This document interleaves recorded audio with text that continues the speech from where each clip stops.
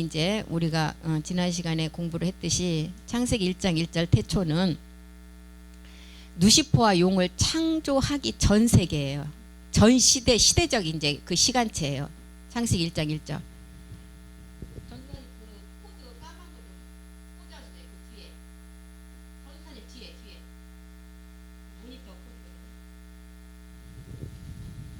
그래서 창세기 1장 1절 창조가 된 시점에는 누시퍼와 용이 이때는 창조가 안 되었어요. 그 전이에요. 그리고 이제 창세기 1장 1절의 그 시점이 언제냐? 이사야서 45장 7절의 그 지점이에요. 이때 어떻게 했어요? 하나님께서 이사야서 45장 7절 빛도 지었고 어둠도 창조했어요. 평안도 지었고 환란도 창조했고 이 세계를 지은 자가 누구라고요? 여호와. 구약에는 왜 여호와라고 그랬어요? 여호와는 스스로 계신 분이에요.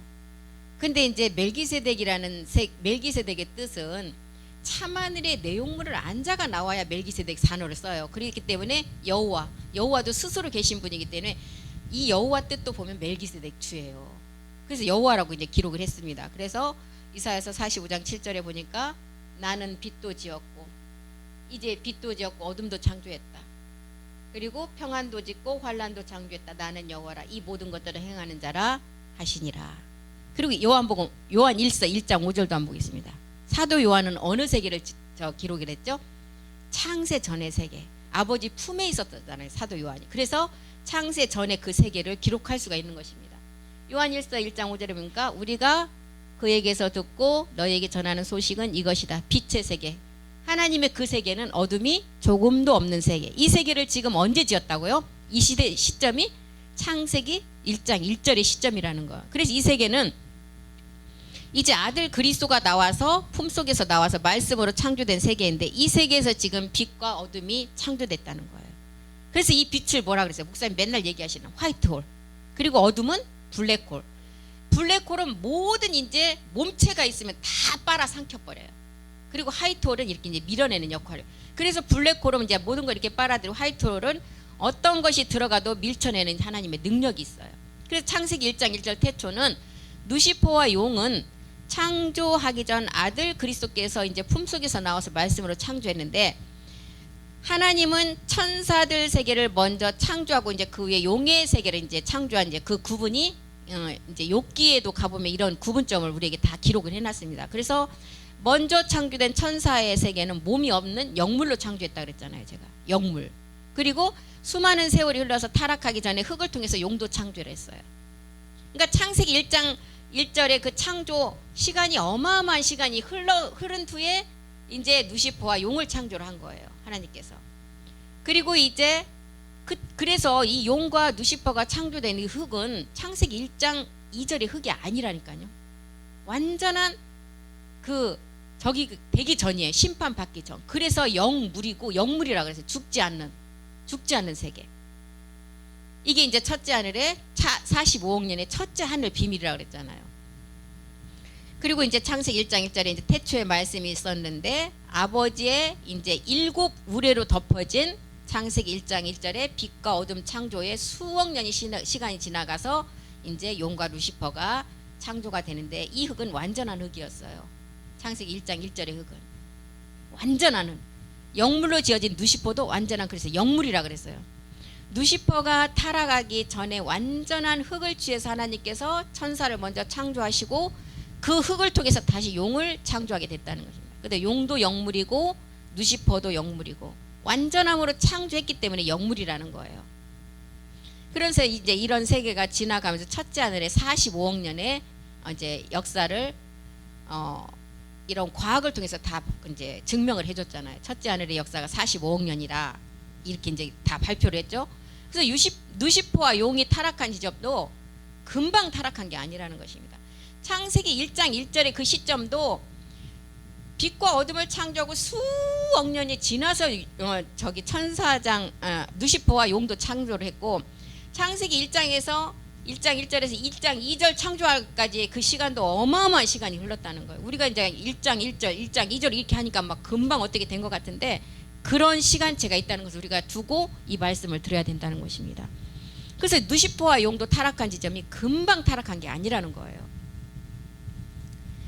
그래서 계시록 에스겔 28장 13절 14절에 보면 이제 천사장 누시퍼가 마지막 하나님의 아들을 아버지의 7 우레로 낳는 그 아들을 봤어요. 이 누시퍼가. 그래서 목사님이 요즘에 말씀하시는 우리가 마지막 나아질 때는 아버지의 7 우레의 말씀으로 나아진다.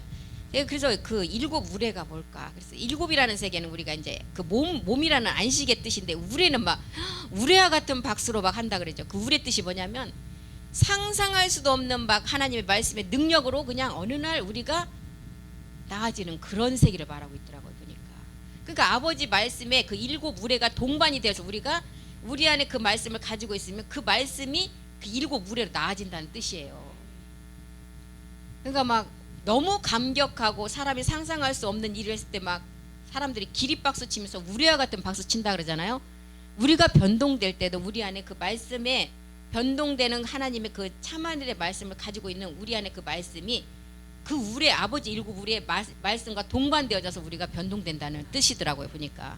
그래서 누시퍼가 지금 에스겔 28장 13절 14절 그 지점에 우리 아들들이 7 우레의 말씀으로 이렇게 덧입혀져서 낳는 그 아들을 본 거예요. 누시퍼가. 그래서 누시퍼가 어떻게 했어요? 자기와 우리 아들들을 비교해서 하나님이 너는 아들이 될 수 없다고 계속 말했잖아요. 왜요? 아들은 나아지고 누시퍼는 이미 창조를 했기 때문에. 창조한 거는 어느 시점이 가면은 그 시간이 닿으면 죄가 드러나고 타락하게 돼 있어요. 그래서 너는 덮는 14절 보겠습니다. 이렇게 누시퍼가 이렇게 10가지의 보석을 받고 화광석 사이로 왔네서 이렇게 그래서 누시퍼가 왜 타락했어요? 너무나 영화롭고 아름다워서 교만해졌다는 거예요. 너는 기름 부음을 받고 지키는 그룹들이다. 내가 너를 세우매 내가 하나님의 성산에 있어서 불타는 돌들 사이에 왕래하였다. 이 화광석 사이를 왔다 갔다 하는 자는 누시퍼에는 없다는 것입니다. 그래서 지난 시간에 내가 그 말씀드렸죠. 누시퍼와 사람의 똑같이 가지고 있는 보석. 사람은 12보석이 주어졌고 누시퍼에게는 10가지 보석. 그래서 우리가 그림자 세계에서는 우리가 태어나는 것이 10달 만에 태어나지만 하나님 나라의 세계에서 낳는 비밀은 12개월 만에 낳는 비밀을 보여주고 있어요. 그래서 우리에게 주신 보석은 12가지예요. 그래서 우리 사람과 같은 거 지난 시간에 공부했지만 4가지 기억하시는 분? 홍보석. 첫 번째 홍보석이에요. 황옥, 홍만호, 남보석이에요. 예, 그래서 누시퍼는 이렇게 10가지를 가지고 있는데 홍보석이 어떤 보석의 의미가 있느냐. 완전함으로 지음 받은 것에 대한 교만이에요. 홍보석이. 그러니까 사람한테도 이 교만이 있고 누시퍼에도 이 교만이 있어요. 그래서 이 4가지가 우리에게 겹쳐진 누시퍼와 겹쳐진 이렇게 4가지 보석을 우리가 정말 보석의 이 의미를 우리가 조심해야 된다는 거예요. 그리고 이제 우리에게는 홍보석은 이 완전함으로 지음 받은 것에 대한 교만을 누시퍼에게 첫 번째 보석으로 주었어요. 우리 사람에게는 6번째예요. 6번째. 하나님이 우리 사람 언제 창조를 해요? 예, 이런 의미를 줬어요. 숫자 하나하나에도 하나님 그냥 붙인 게 아니다고요. 그리고 이제 2번째 누시퍼에게 우리하고 중복되는 보석을 준 게 황옥이에요. 황옥. 이 황옥이라는 보석은 사람을 미혹하고 속여요. 속여서 어떻게 만드느냐?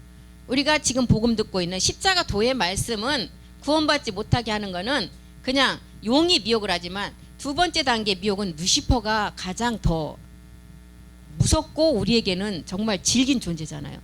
모든 사람을 미혹하고 속여서 어떻게 만들어요? 누시퍼의 미혹은 가론 유다 같은 아간 같은 발람 같은 자가 되게 만든다는 거예요. 우리 사람은 누시퍼에게는 4번째 줬고 우리 사람에게는 7번째 줬어요. 7번째는 의미가 뭐예요? 우리의 몸이 완전하게 되는 걸 말하잖아요. 이거를 못 만들게 되지 못하도록 이 황옥이라는 보석을 통해서 미혹한다는 거예요. 그리고 이제 누시퍼에게 준 3번째 보석이 누시퍼의 5번째로 준 3번째가 홍만호예요. 근데 이 보석은 우리에게도 똑같이 5번째 줬어요. 5번째 홍만호. 이 보석은 어떤 보석이냐? 인공지능이 나오는 것을 알려주는 보석이에요. 그 능력, 인공지능의 능력을 알려주는 게 홍만호예요. 그래서 그 계시록에 보면 네 번째 인공지능에 나오는 말이 어떤 말이었어요? 청황색말. 청황색말이 인공지능 그 보석의 이름이에요. 그 인공지능으로 완성될 적그리스도 세계를 우리에게 알려주고 있어요. 다섯 번째 주면서. 그래서 이제 다섯 번째 이 보석이 홍만호인데 루시퍼도 다섯 번째, 사람도 다섯 번째. 그리고 이제 루시퍼에게 네 번째 주는 보석인 루시퍼에게 주는 보석이 여덟 번째 보석인데 이게 남보석이에요. 우리는 두 번째 이 남보석을 줬어요. 이 남보석의 의미는 이 남보석은 마지막 정말 일곱 정욕에 의해서 섭섭이가 들어가서 진짜 박차고 나가면 생전 친하지도 않던 사람 빌라도와 용이 하나 되듯이 생전 연락도 안 한 사람이 희한하게 이 사람한테 전화를 해요. 또 시간과 때를 맞춰서. 그러면 너도 섭섭이 옛날에 나도 하나 가지고 있어 너도 그래? 그러면 딱 붙어버려요. 이게 루시퍼와 용이 하나 되는 세계예요. 그래서 심판을 당해서 영원한 세계로 끌고 가버려요. 이게 남보석의 세계예요. 이 남보석은 그럼 어떤 의미를 말하느냐? 남보석으로 우리가 남보석을 잘 깨닫고 가면 우리가 신령한 몸이 돼요. 그런데 이거를 미혹하면 어떻게 돼요? 요한복음 5장 29절이 돼버려요. 우리가 잘 가면 생명의 부활의 몸, 남보석의 의미죠. 우리가 이제 요한복음 5장 29절 한번 보겠습니다. 우리가 복음을 잘 받고 일곱째 날에 완전한 몸을 이룰 때 루시퍼의 악까지 말씀을 가지고 다 깨달으면 생명의 부활의 몸, 영원한 세계에 들어가고, 그렇지 않으면 지금 빌라도와 헤롯이 하나가 되고 이 남보석을 통해서 미혹이 돼버리면 악을 행한 자의 심판의 보 영영 꺼지지 않는 불이 아까 태운다 그랬잖아요. 이렇게 돼버려요. 그래서 이렇게 네 가지 보석, 10가지, 루시퍼는 10가지, 사람은 12가지 이렇게 알고 계시면서 네 가지 이렇게 반복되는 거, 똑같이 들어있는 보석은 알고 계셔야 돼요. 홍보석, 항옥, 홍만호, 남보석. 그리고 이제 9번째 루시퍼에게 준 것은 홍옥인데 우리한테는 없어요. 이 홍옥의 의미는 뭐냐면 우리는 아들들로 심판을 당하지 않아요. 그런데 루시퍼는 심판 당하죠. 백보자 심판. 백보자 심판의 빛의 심판이 홍옥이에요. 이 루시퍼에게 9번째 이 홍옥을 줬어요. 우리는 이 보석이 우리는 없어요. 아들들로 심판을 당하지 않기 때문에 빛의 아들로. 그리고 이제 루시퍼인데 열 번째 보석은 황금, 백보자 심판을 완전히 당하는 세계, 황금은. 그리고 이제 루시퍼는 10가지 보석이 이렇게 다 끝나요. 근데 이제 우리의 보석 중에 8번째부터 12번째까지는 루시퍼가 손도 못 대는 세계예요. 그 세계가 이제 노곡이에요. 노곡은 빛의 아들이에요. 그래서 8번째부터는 우리 사람에게 있는 건데 이거는 좀 기억을 하세요. 노곡은 빛의 아들. 우리가 어둠에서 마지막 빛의 아들의 열매를 얻는 단계죠. 그리고 이제 담황옥이라는 게 있어요. 보석이 담황옥. 이거는 우리가 오직 의인의 믿음을 가지고 모리아까지 능선을 넘어가는 그 보석의 그 의미예요. 담황옥. 그 다음에 이제 빛이옥. 세상 사람, 믿지 않는 사람도 빛이라는 그 보석을 굉장히 좋아하더라고요. 그래서 제가 이 의미를 봤는데 창세 전의 생명이 이 땅의 끝날까지 이제 이루어지도록 말씀을 끝까지 듣고 가는 세계의 보석인데 이것도 마귀가 알고 사람들이 가장 좋아하게 만들더라고요. 근데 우리 복음을 가진 자들은 창세전의 생명이 이 땅에 내가 부활의 몸을 얻어서 끝까지 갖는 세계에 세상이 끝나는 지점을 아는데 이 복음을 모르는 마귀들 세계는 이 빛옥을 사람들이 좋아하게 해서 세상 문화로 끌고 가는 거예요. 우리는 이 말씀을 이루어서 우리 몸에서 빛의 생명으로 마지막 완전함을 이루는 그 세계로 가는데 마귀는 우리하고 똑같이 끌고 가면서 어디로 가느냐? 이 심판의 부활 쪽으로 어디로 끌고 가요? 문화를 통해서 다 그런 쪽으로. 그래서 빛이라는 그 보석을 굉장히 여자들이 좋아한대요. 저는 옷을 좋아하는데 보석은 하나도 없어요. 그래서 이제 이 빛이옥이 그렇대요. 빛이옥이라는 게 이제 이렇게 좋아한다 그래서 저도 한번 찾아봤었거든요. 그리고 이제 우리는 이 땅 이 생명이 이루어지면 로마서 9장 28절이 이 땅에서 끝이 나잖아요. 이 세계예요. 지금 빛이옥이. 로마서 9장 28절에 뭐라 그랬어요? 말씀을 다 바치고 이 땅에서 하나님 성경대로 그대로 응한다 그랬잖아요. 주께서 이 땅 위에서 아까 빛이옥이 이 땅에서 생명이 완전히 이루어짐을 말하고 있죠. 땅 위에서 그 말씀을 이루고 속히 시행하리라. 그리고 이제 청옥이 있어요. 우리 사람에게 있는 청옥. 이거는 출산을 위한 해산의 수고요. 갈라디아서 4장 19절이죠. 이게 청옥이에요. 반드시 고통이 있어야 된다는 거예요. 청옥이. 갈라디아서 4장 19절에 보면 사람이 태어나려면 반드시 이 고통이 따라야만 기쁨의 생명이 나온다는 것을 우리에게. 그게 자녀들이 그리스도의 형상을 이루기까지 이 해산의 수고가 있다. 이게 청옥이에요. 청옥. 그리고 이제 해산의 수고를 통해서 마지막 나아지는 게 뭐예요? 자정. 이거는 출산 쨍하고 생명으로 나온 게 자정이에요. 그래서 자세곡, 그 다음에 만왕의 왕이 그 보라색이라고 그러잖아요. 저는 이 뜻을 몰랐을 때도 보라색 옷이 그렇게 좋더라고요.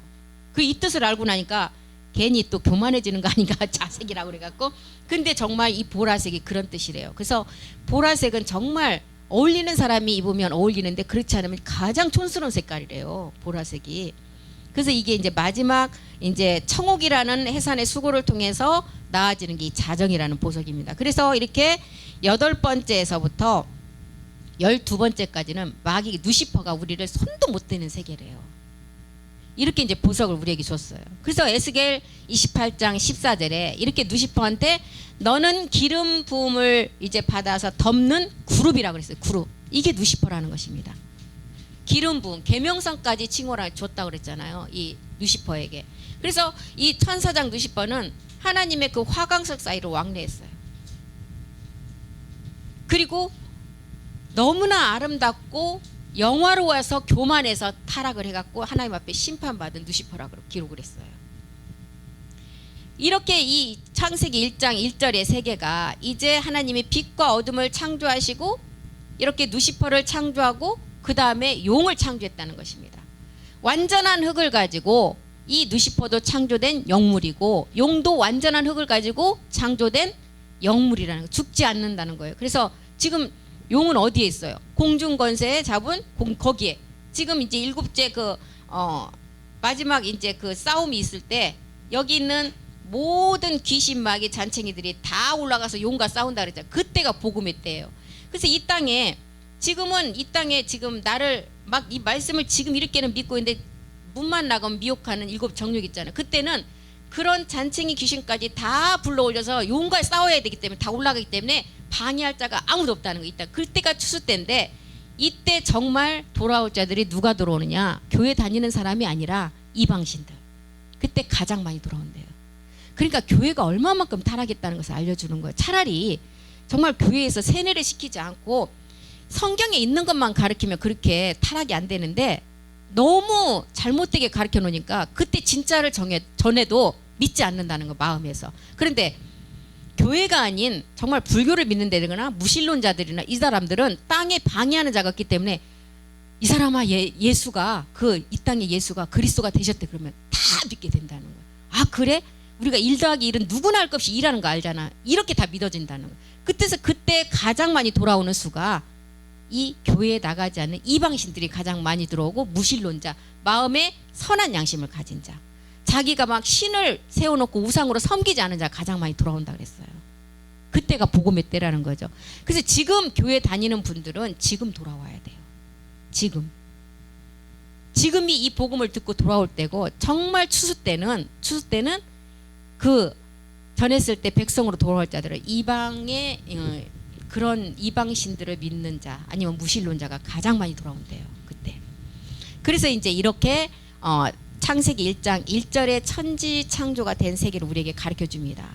에스겔 28장 17절도 가보겠습니다. 에스겔이 교만한 이유가 용이 아닌 루시퍼가 이제 타락을 하는데 내가 아름답다. 루시퍼가 아름답대요. 마음이 교만하다. 내가 영화롭다. 완전히 빛의 광선을 바라는 루시퍼가 하나님과 거의 버금가는 그 상태예요.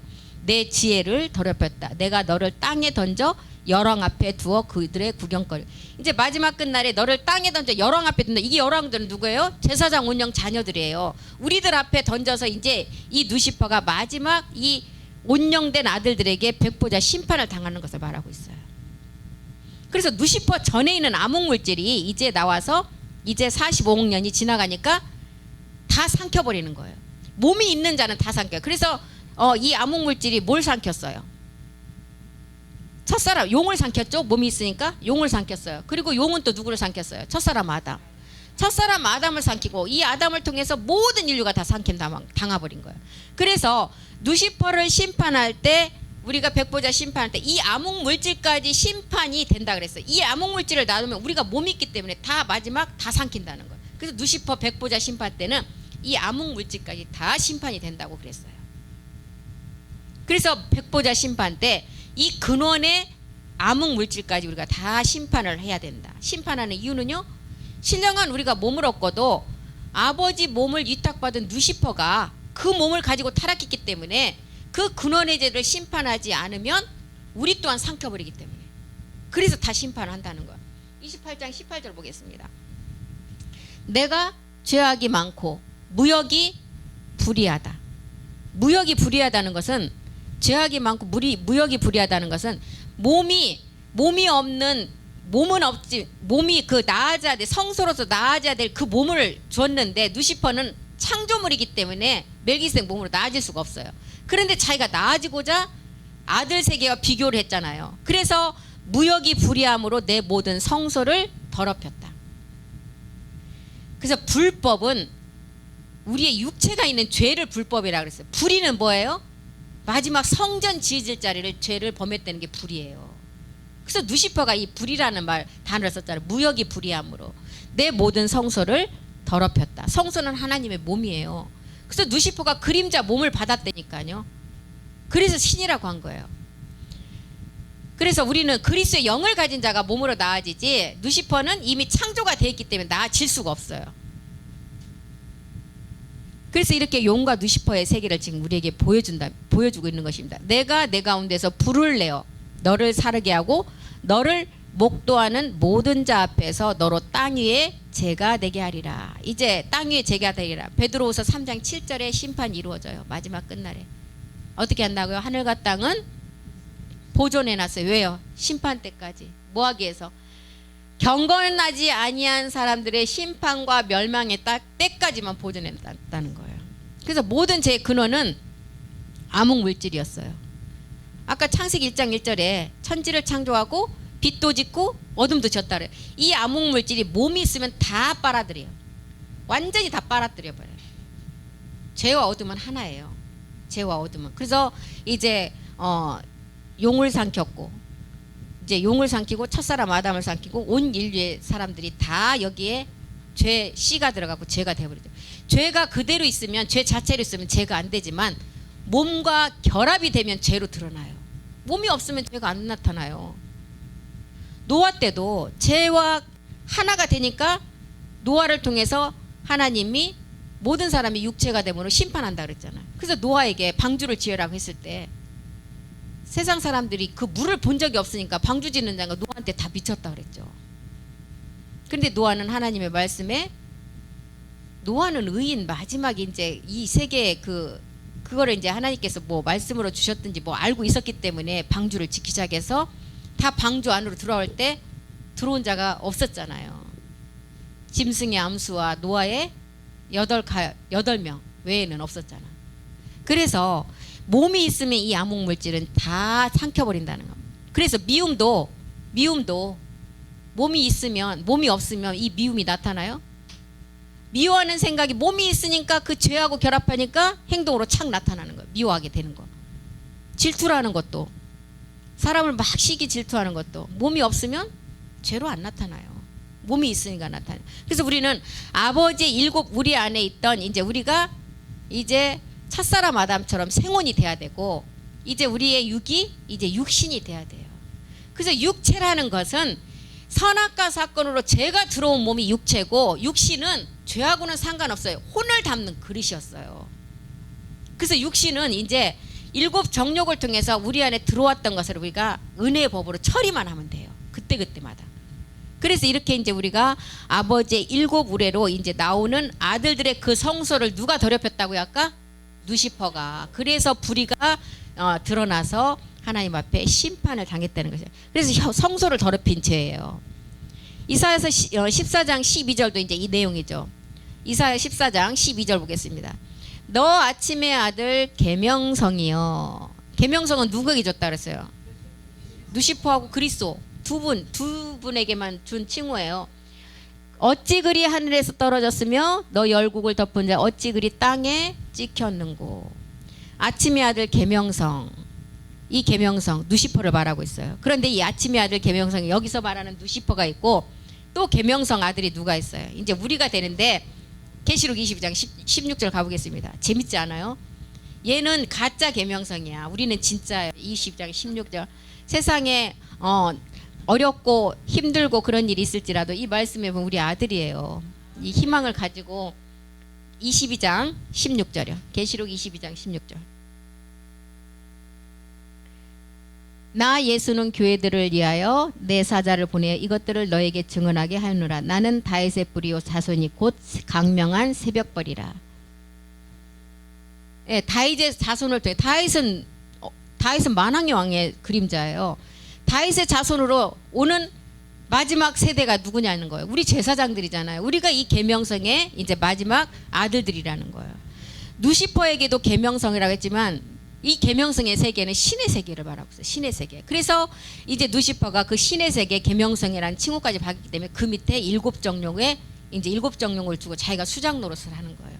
일곱 정령을 시켜서 마음대로 다 흔들어 놓고.